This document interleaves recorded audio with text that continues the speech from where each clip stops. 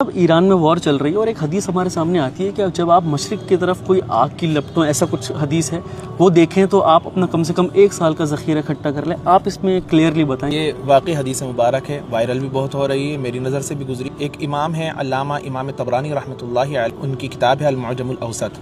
اس میں یہ حدیث مبارک درج ہے کہ حضور پاک صلی اللہ علیہ وآلہ وسلم نے ارشاد فرمایا، رمضان کے اندر جب تم مشرق کی طرف سرخ آگ دیکھو ستون کی طرح، کھمبے کی طرح، تو پھر اس وقت 1 سال کا ذخیرہ اکٹھا کر رکھنا، کیونکہ وہ سال قحط کا اور بھوک مری کا سال ہوگا. یہ حدیث مبارک ہے. کچھ لوگ یہی ضعیف کے بارے میں بحث کر رہے ہیں. میں کہتا ہوں کہ بحث کرنے سے بہتر یہ ہے کہ انسان جب نیچرلی بھی کہتا ہے کہ بھائی کچھ دقتیں آ رہی ہیں تو اپنی تیاری کر لو. بحث سے بہتر ہے کہ ہم تیاری کر لیں.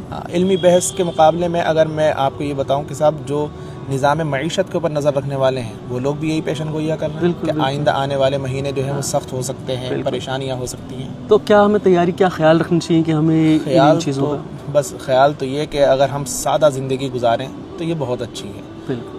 بس ہمارا جو لائف سٹائل ہے، آدمی جو بیچارہ پریشان ہوتا ہے نا، وہ تصنع اور دکھاوٹ کی وجہ سے پریشان ہو جاتا ہے. تو فضول خرچی سے اپنے آپ کو، اپنے قدم کو پیچھے ہٹائیں.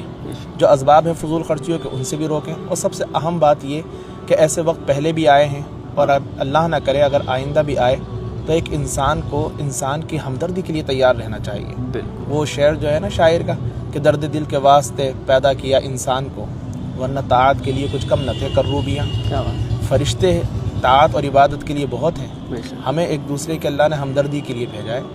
تو اگر ایسا کوئی وقت آئے تو انسان کو انسان کی ہمدردی کے لیے آگے آنا چاہیے.